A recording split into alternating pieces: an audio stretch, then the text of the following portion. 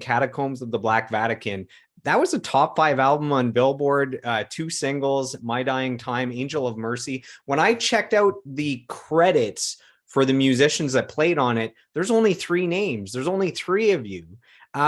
Did that feel like there was a wide open canvas for you to lay down what you wanted to do for those songs? It's not like there's 12 musicians in the studio. It seems like it was Zach Wild, you, and one other person. Yeah, it was just JD, myself, and Zach.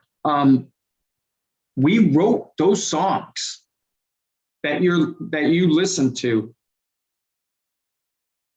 right when we were learning them. Zach had a riff, I had a drum beat, JD had the bass line. Zach might have a couple more riffs that were thought out, but they were all ideas. And then we would jam it a couple times and then hit record. We did a full record in like 3-4 days. They work so quick, but they're also great musicians. And there is a Black Label sound. So like when I do all this bell work, Zach would be like on the talk box, he calls me Cobra of Chaos. He goes, "Hey, Cobra." I'm like, "Yeah." He goes, "You know that jazz shit you do on the ride?" I'm like, "Yeah." He's like, "Keep it in Walmart's parking lot." I'm like, "Okay." So he started doing some stuff and I get out, I'm like, "Zach." He's like, "What's up, Cobra?" I'm like, "You know that guitar crap you play? Yeah, keep it in a Walmart parking lot." Like, I'm saying this to people that like bow down to him, and I'm like, whatever.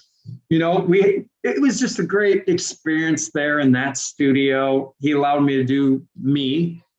And I think, just speaking of myself, that is one of the only Black Label records that doesn't have that typical immigrant vibe, Zeppelin. It has more Soundgarden and more stoner rock and really like heavier grooves. The one that Will played, Order the Black, that's one of my favorites. Like Parade of the Dead and stuff. A lot of great drumming on that. Yeah, Angel of Mercy, one of the singles, is one of my favorite tracks. That one's kind of a slower song. Are you a sucker for a good ballad as well, or is it just me? Just me? I am.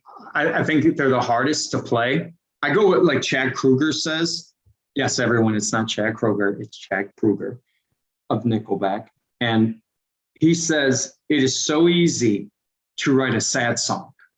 It is so hard to write a song that makes you want to go drink with your buddies." And it truly is. So I get emotionally attached when I heard Angel of Mercy. And drumming to me, even though it sounds like I'm thinking a lot, I don't think. I go by feel. What I'm feeling. There's a part of my brain that says, "That sucked. Don't do that ever again." But there is a part of my brain that goes, "Because he's hitting this chord, you need to play this crash to emphasize the sound, the frequency." But when I heard that,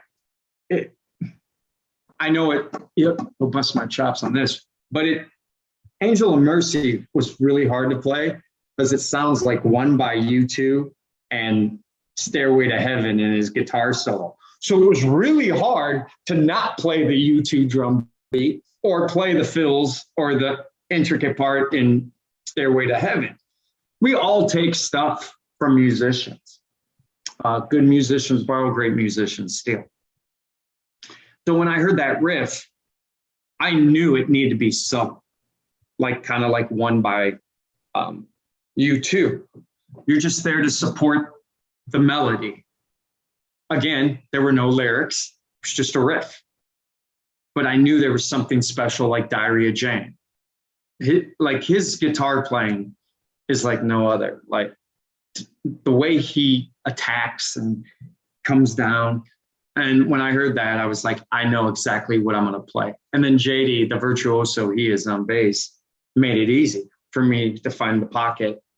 And then when it came to the big guitar solo, which I never heard because I was just doing from beginning to end and writing a bridge as we speak, there was no guitar solos. He did that later on.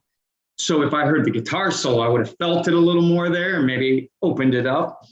But when you're writing and you've been doing it for years, you've painted that canvas many times.